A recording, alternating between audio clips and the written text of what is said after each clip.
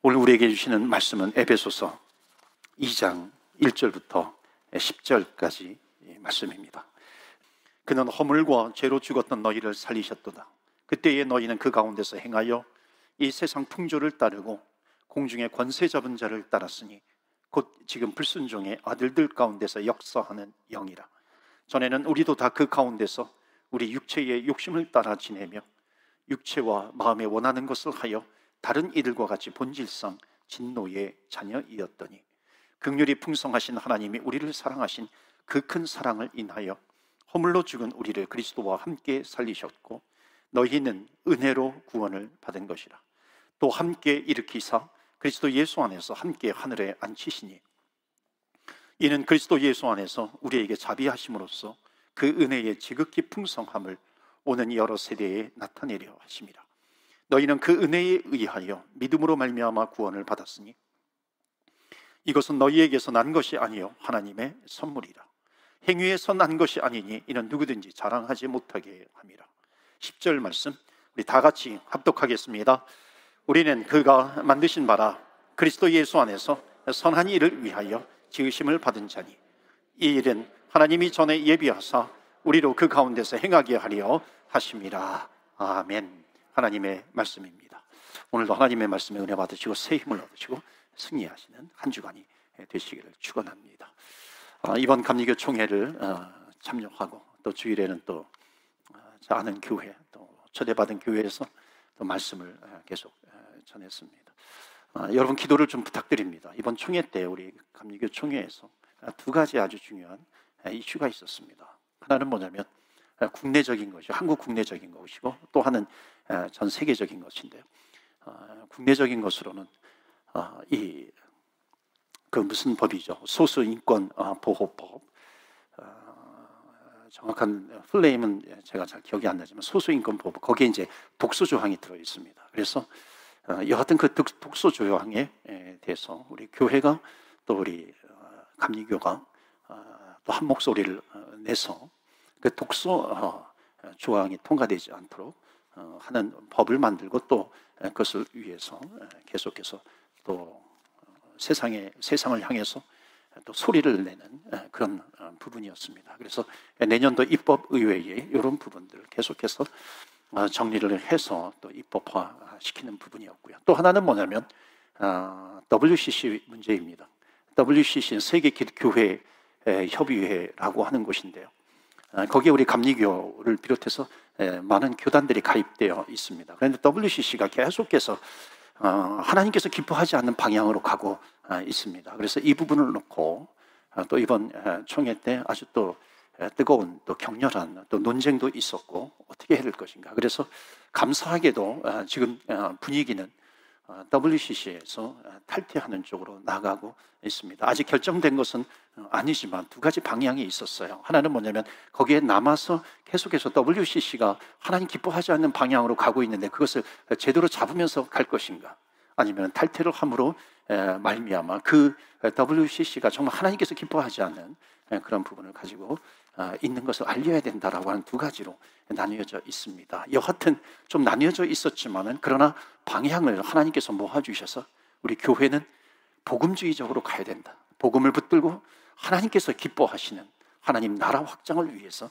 쓰임받는 교회가 되어야 된다. 여러분 생각나실 때마다 여러분 기도 시간마다 기도해 주시기를 바랍니다. 성경의 가르침이 있어요. 성경의 가르침은 뭐냐면 진리가 너희를 자유케 하리라 하는 말씀입니다. 요한복음 8장 32절에도 나오죠.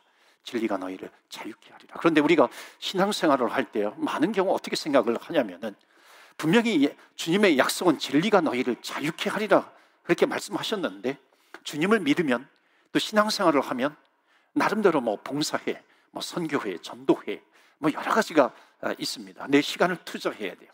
뭔가 내 물질을 투자해야 합니다. 그러니까 진리가 너희를 자유케 하는 것이 아니라 오히려 내 자유를 속박하는 것 같아요. 자유를 빼앗아가는 것 같습니다. 그런데 여러분 자유라고 하는 것은 뭐냐면 반드시 뭐와 관계가 있냐면 생명과 관계가 있습니다. 이런 거하고 똑같은 거예요. 지뢰밭이 있어요. 지뢰밭이 있는데 너 여기 지뢰가 땅 밑에 있어요. 그건 어디에 있는지 몰라요. 너 여기에서 마음껏 뛰어놀아라. 너 자유롭게 뛰어놀아라. 여러분, 이것은 자유가 아니라는 거죠. 자유가 아니라 이건 죽으라는 겁니다. 오히려 지뢰밭에서의 자유는 뭔가요? 지뢰가 묻혀있는 그 지도를 가지고 있어야 되는 거죠. 그것을 가지고서 그 안에서 그 완전한 자유를 누리는 겁니다. 그것은 정확한 지도를 가지고서 그 지뢰를 피해 가는 거죠. 안전한 길로 가는 겁니다. 이 길로 가야만 너가 안전해질 수 있어. 그게 자유인 거죠. 그러니까 기차로 말한다면 그 레일 위를 달릴 때가 자유입니다. 그러니까 레일 위를 달릴 때가 자유인데 그 레일에서 벗어나게 되면 그걸 뭐라고 얘기하냐면 그 레일 선에서 벗어난다 그래서 탈선이라고 합니다. 그러니까 탈선은 자유가 아니죠. 그것은 죽음의 길로 가는 겁니다. 그러니까 하나님께서 우리에게 주신 모든 말씀의 원리는 자유입니다. 자유를 주시는 것입니다. 그러니까 자유를 우리에게 주셨어요. 성령으로 충만한 그런 아름다운 삶을 살아갈 수 있도록 해주신다는 겁니다. 그 자유는 뭐냐면 생명이에요. 하나님께서 우리에게 생명을 주셔서 그 생명의 풍성함을 누리면서 살아라. 진리가 너희를 자유케 하리니. 그런데 하나님을 알지 못하는 사람들, 하나님을 제대로 만나지 못하는 사람은 무엇을 주장을 하게 되냐면 자유율이라고 하는 것을 주장을 합니다. 여러분, 자유율이라고 하는 것은 뭐냐면 내가 내 인생의 주인이 되는 겁니다. 성경은 이것을 뭐라고 얘기하냐면 죄라고 얘기해요. 여러분, 선악과를 따먹잖아요. 선악과를 왜 따먹어요? 물론 하나님께 불순종해서 선악과를 따먹었습니다. 에덴 동산에서. 그런데 그 선악과를 따먹는다라고 하는 거, 선악과를 딴다라고 하는 거에 거기에 핵심적인 메시지가 뭐냐면 내가 하나님과 같이 된다는 거거든요. 그러니까 마귀는 계속해서 유혹해요. 내가 선악과를 따먹어야지. 내가 따먹음으로 말미암아 내가 하나님처럼 되는 겁니다. 하나님처럼 되는 것이 뭐냐면 내 인생을 내가 결정하겠다. 내 인생의 주인은 하나님이시다라고. 내 인생의 주인은 하나님이 아니라 내 인생의 주인은 나다. 그러니까 내가 내 인생의 하나님이 된다라고 하는 것이죠. 그러니까 성경은 이것을 죄라고 이야기를 합니다. 그래서 성경은 하나님 없이 사는 인생, 이것을 소망 없는 인생이라고 이야기를 합니다. 그래서 제일 불쌍한 영혼이 누구냐면, 소망 없는 인생이 누구냐면 목자 없는 양같이 살아가는 겁니다. 여러분, 양에게는 목자가 있어야 그 생명을 유지할 수 있는 겁니다. 우리의 목자 되신 예수 그리스도, 여러분, 예수 그리스도를 끝까지 붙드시는 저와 여러분 되시기를 축원합니다. 아멘. 그것이 죄에서 벗어나는 길입니다. 죄에서의 구원은 내 인생의 주인을 찾는 겁니다. 그러니까 내 인생의 주인은 내가 아니라 내 인생의 주인은 하나님, 예수 그리스도가 내 인생의 주인이라는 것입니다. 그래서 끝까지 예수님을 나의 구세주요, 나의 주님으로 모셔드리는 믿음의 종들이 다 되시기를 주의 이름으로 축복합니다. 복음성가 있잖아요. 내가 주인 삼은 모든 것 내려놓고, 내가 주인 삼은 모든 것을 내려놓고 내 주 되신 주 앞에 나가, 내 주 되신 주님 앞에 나가는 겁니다. 그러니까 내가 결정하는 것이 아니라 내가 주인 삼은 것, 그것을 다 내려놓는 거죠. 오늘 예배가 그런 예배가 되시기를 바랍니다. 에베소서 세 번째 시간, 에베소서는 교회론입니다. 교회론을 얘기하고 있어요. 근데 교회는 성도들이 구성을 합니다. 그래서 에베소서는 교회론이기도 하고 성도론이기도 합니다. 그러니까 성도다운 성도가 될 때 교회다운 교회가 된다는 것입니다.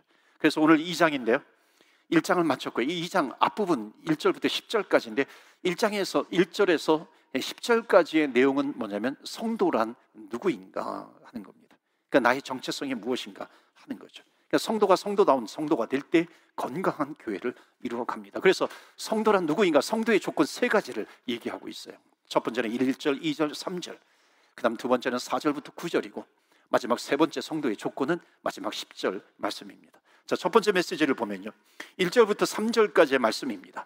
여기에 사도 바울이 에베소 교회 이 성도들을 향해서 성도가 누구냐, 과거로 얘기합니다. 과거의 성도가 누구였느냐 하는 것을 이야기하는데요, 한번 1절부터 3절까지 대충 보시면요 좋은 말들이 하나도 나오지 않습니다. 너희는 허물과 죄로 죽었던 사람이야. 허물과 죄로 죽었어. 한마디로 정리를 해버립니다. 단언하죠. 심지어 2절에서는 뭐라 그래요? 너희들 세상의 풍조를 따랐던 사람들이야. 공중 권세 잡은 자, 공중 권세 잡은 자라 그래요. 공중 권세 잡은 자를 너희들 따랐다 이거죠.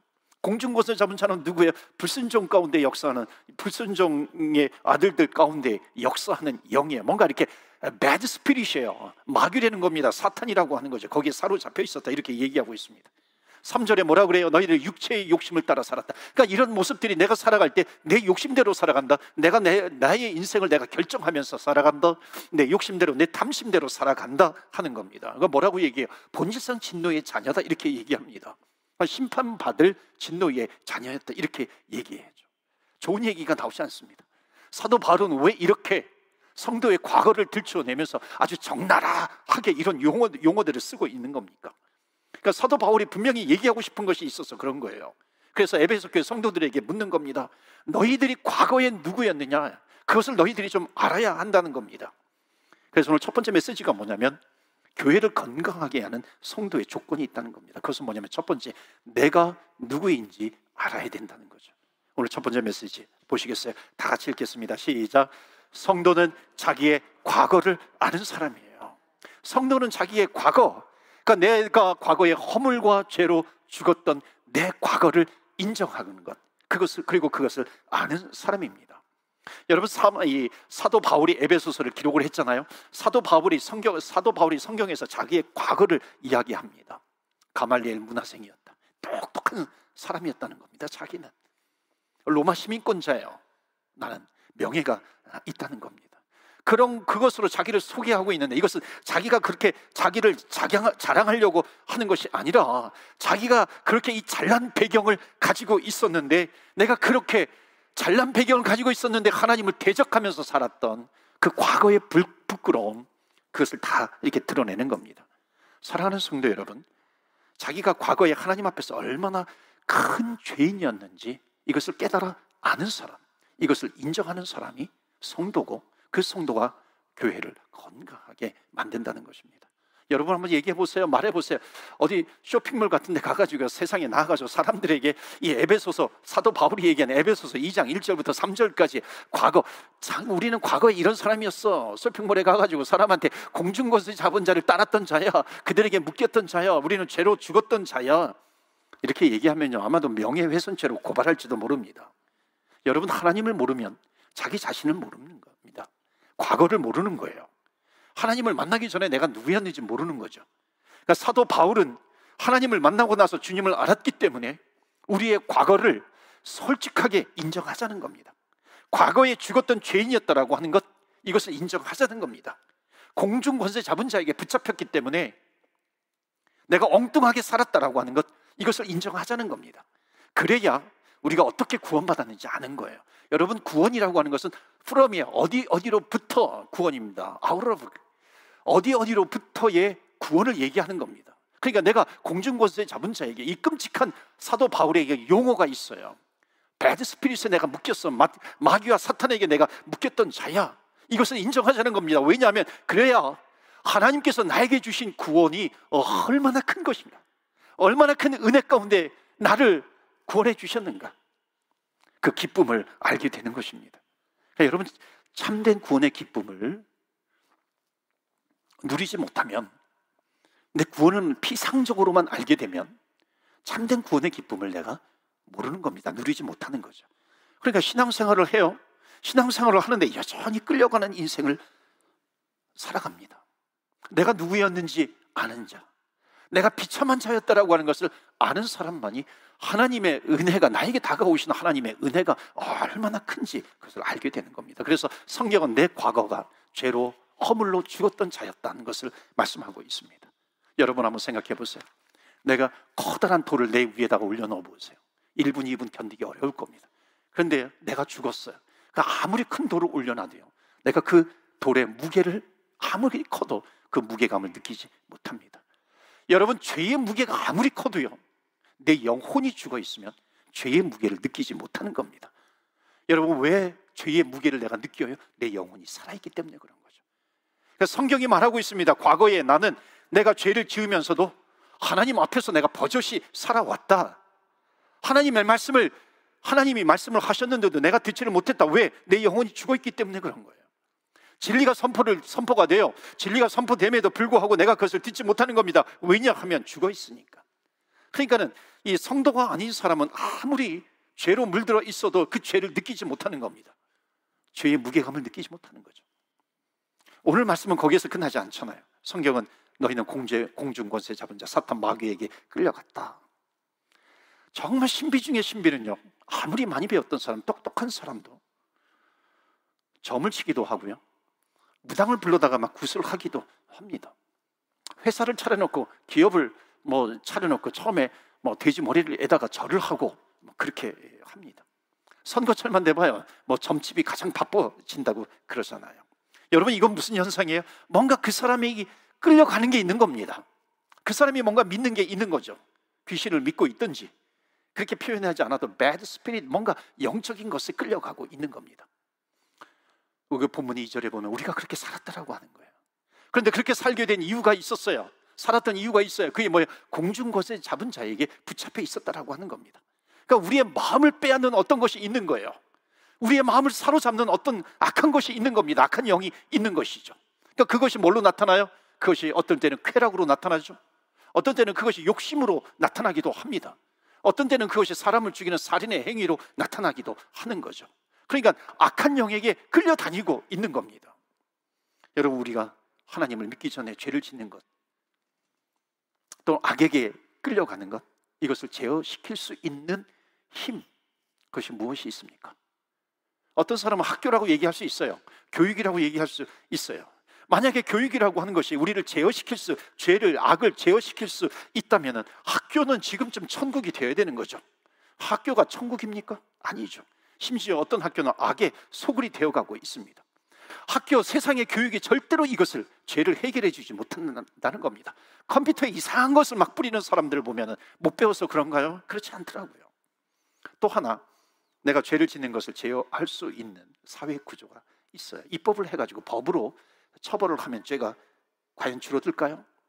현대 법정에서 그 결과가 뒤집혀도 할 말이 없는 판결이 부지기수라는 겁니다. 해결되지 못해요. 또 하나, 내가 죄를 짓는 것을 제어할 수 있는 우리 인간의 구조가 있습니다. 그것은 양심이에요. 그런데 한번 물어봅시다. 여러분, 양심이라고, 우리의 양심이 그렇게 강하던가요? 우리가 죄를 지을 때 우리의 양심이라고 하는 것이 얼마나 무기력하게 무너져 내버려버렸던가요? 양심이라고 하는 것이요, 우리를 보호할 수 없는 겁니다. 그런데 하나님께서 오늘 성경을 통해서 우리에게 주시는 말씀이 있습니다. 그러니까 내가 나를 지킬 수 없는 그런 존재였어요. 나를 지킬 수 없는 존재였는데 예수님께서 이 땅에 오셔서 십자가의 죽으심으로 말미암아 우리의 죄를 다 씻어주시고 양심을 지킬 수 없는 나에게 주의 성령을 보내주셨다. 그래서 에베소서, 지난번에 본 에베소서 1장 13절 14절에 보면은 주님께서 우리를 구원해 주시사 뭐라 그래? 성령으로 나를 꽝꽝 인쳐 주셨다는 겁니다.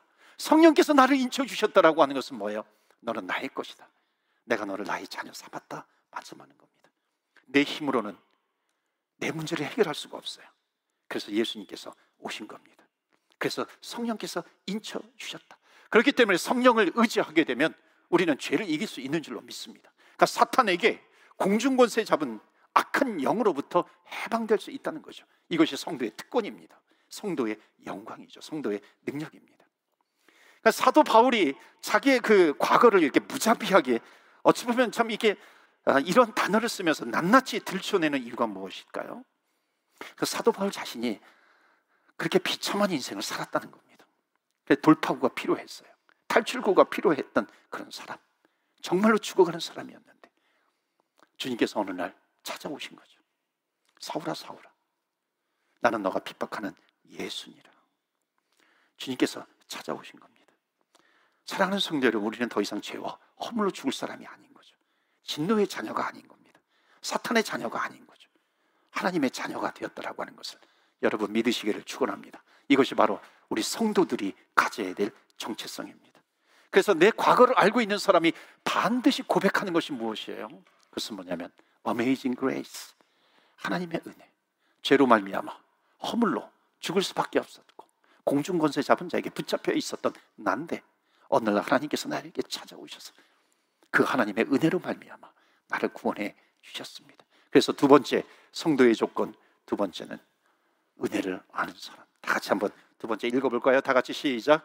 성도는 은혜를 아는 사람이다. 성도는 누구예요? 성도는 은혜를 아는 사람.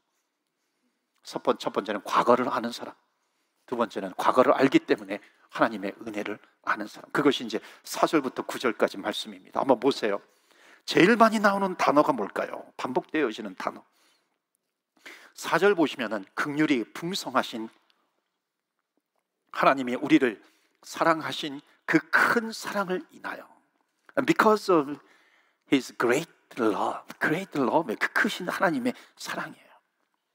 그 사랑을 인해서 5절에 허물로 죽은 우리를 그리스도와 함께 살리셨고, 그 다음에 뭐라고 그래? 너희는 은혜로 구원을 받은 것이다. It is by grace, 은혜로 말미암아요. 그 다음에 6절에 또 함께 일으키사 그리스도 예수 안에서 함께 하늘에 앉히시고, 예수님과 함께 우리를 하늘에 앉히셨어요. 7절에 이는 그리스도 예수 안에서 우리에게 자비하심으로써 그 은혜의 지극히 풍성함을 오는 여러 세대에게 나타내려 하심이라. 자비하심이 나와요. 은혜의 지극히 풍성함이 나와요. 8절에 또 나오죠. 너희는 그 은혜에 의하여 믿음으로 말미암아 구원을 받았니. 이것이 너희에게서 난 것이 아니라 하나님의 선물, 하나님의 은혜의 선물이라고 하는 것. For it is by grace, it is by grace. 하나님의 은혜, 하나님의 은혜, 하나님의 선물이다 하는 겁니다. 그러니까 성도의 조건, 첫 번째는 자신의 과거를 아는 사람, 두 번째는 하나님의 은혜를 고백하는 자. 그래서 여기 4절부터 9절까지 가장 많이 나오는 단어가 뭐냐면 grace, mercy, love, kindness. 이게 다 똑같은 단어입니다. 이 단어가 동일하게 쓰이고 있어요. 오늘 우리 성도님들이 잊지 말아야 될 것이 있습니다. 오늘 말씀을 통해서 내가 어떻게 그 죽었던 과거에서 탈출할 수 있었는가? 어떻게 우리가 지금 함께 모여서 예배드릴 수 있었는가? 어떻게 우리가 함께 살아갈 수 있는 것인가? 아직까지 살아갈 수 있는 것인가? 이것을 풀 수 있는 단어는 오직 하나예요. It is by grace. 하나님의 전적인 은혜, 하나님의 은혜입니다. 사랑과 은혜인 것이죠. 왜 이렇게 반복하면서 강조하고 있는가? 사도 바울은요, 이 단어를 정확히 알고 있는 거예요. 아까도 말씀을 드렸지만 어느 날 예수님께서 나를 찾아오신 겁니다. 내가 사울아 사울아, 나는 너가 핍박하는 예수다. 주님이 나를 찾아오시지 않았다면 내가 예수님을 알 길이 없었다는 겁니다. 그러니까 지금 사울이 여기에서 고백하는 것이 뭐예요? 내가 하나님을 만나고 나니까, 예수님을 만나고 나니까 내가 알게 된 것은 그분이 나를 찾아오셨기 때문에 내가 그분을 알게 된 것이죠. 이것이 하나님의 은혜다, 하나님의 사랑이다. 여러분, 내 스스로 하나님을 찾은 사람이 어디 있어요? 내 스스로 하나님 만나고 싶어서 만난 사람이 어디 있어요? 여러분, 우리의 힘으로는 주님을 만날 수가 없는 것입니다. 우리의 힘으로는 주님을 찾을 수도 없는 것이고 주님을 발견할 수도 없는 겁니다. 주님께서 나에게 오셨기 때문에 그런 거죠. 그러니까 주님을 정말 잘 만난 사람은요, 내가 주님을 찾은 것 같았는데, 내가 주님을 만나려고 내가 온 것 같은데 내 힘으로 주님을 정말 만나고 보니까 어느 날 먼저 주님께서 나를 찾아오신 것을 깨닫게 되는 겁니다. 십자가에서 나를 위해서 주님께서 죽으셨기 때문에 우리가 주님을 알게 되는 것입니다. 그래서 에베소서 2장 8절에 뭐라고 이렇게 얘기해요? 너희는 그 은혜에 의하여, it is by grace. 우리의 구원은 은혜로 얻은 것이다. 그래서 그 다음 절에 9절에 이렇게 말하죠. 행위에서 난 것이 아니니 이는 누구든지 자랑하지 못하게 하려 함이니라. 행위에서 난 것이 아니라 not by works, 행위가 아니에요. 여러분, 정말로 세상은요 공평하지 않은 것 같아요. 여러분 주변을 보세요.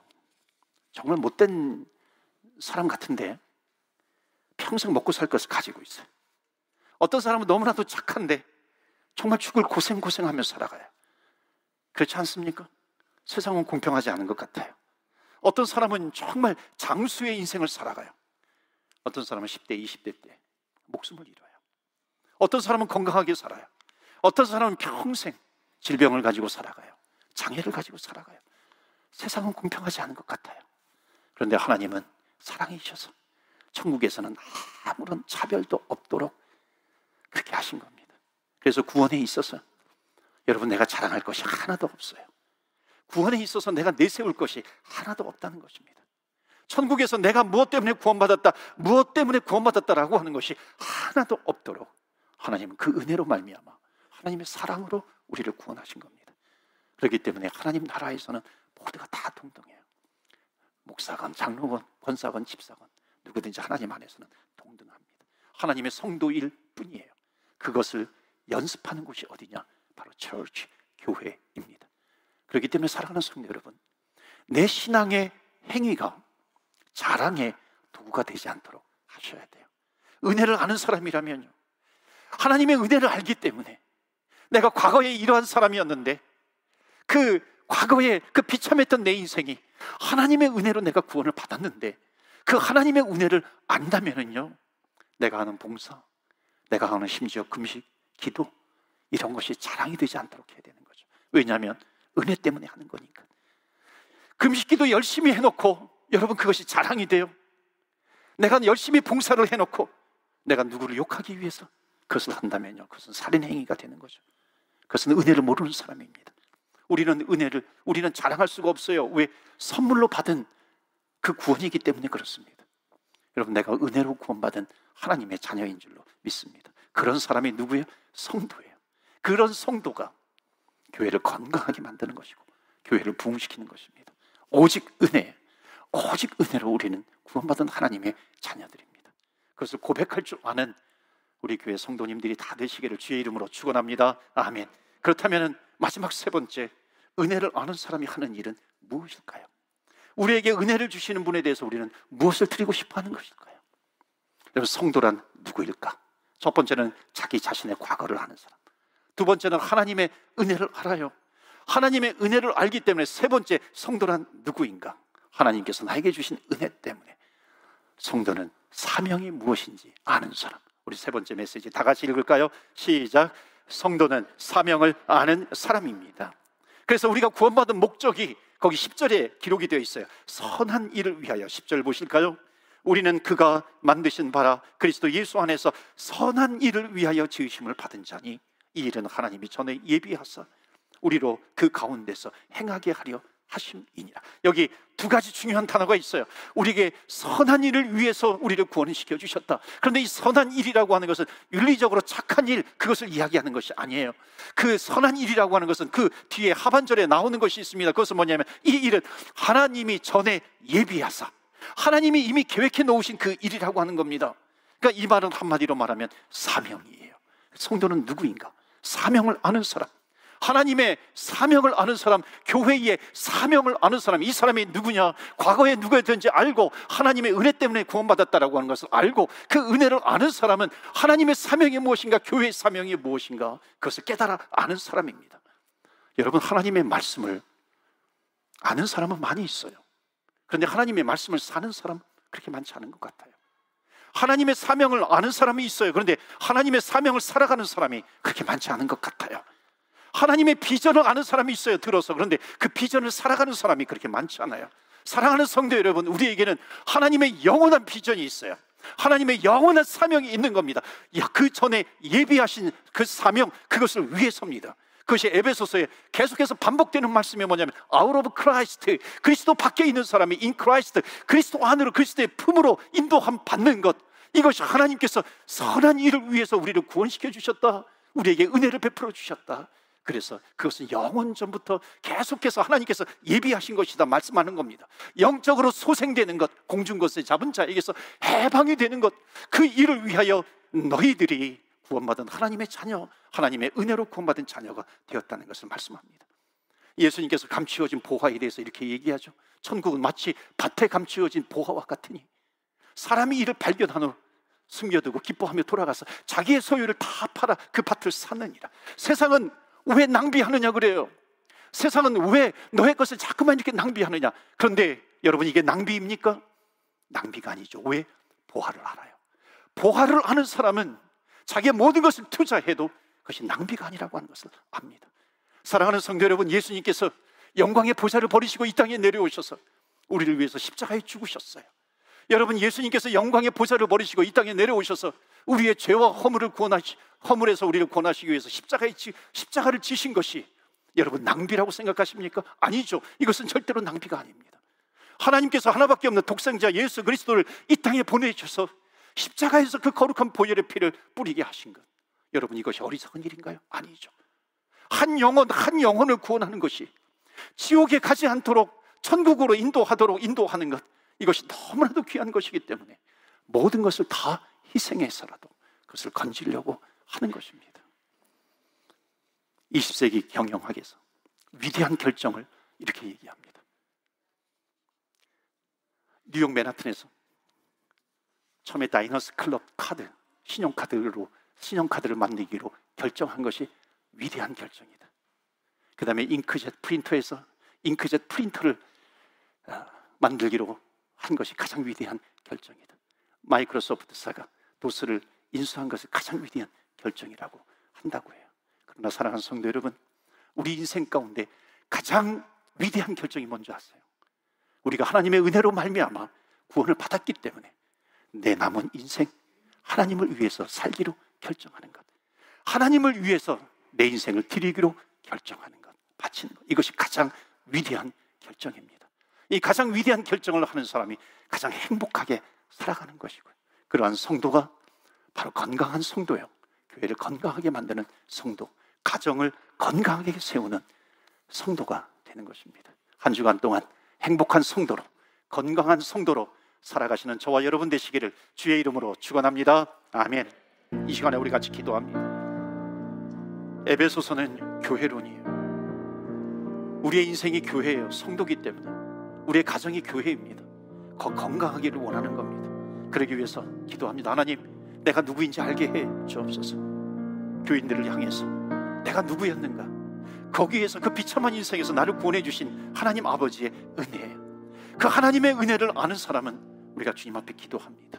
하나님, 우리의 교회, 우리의 가정, 내 인생 건강하게 되기를 원합니다. 그러기 위해서 나에게 은혜를 주셨는데 주님을 위해서, 그 사명을 위해서, 그 비전을 위해서 내가 하나님 감당하기를 원합니다. 우리 한번 이 시간에 말씀을 붙들고 우리 같이 기도하기를 원합니다. 주의 이름에 능력이 있습니다. 다 같이 주여, 주여, 주의 이름 한번 부르며 기도하며 나아갑니다. 주여.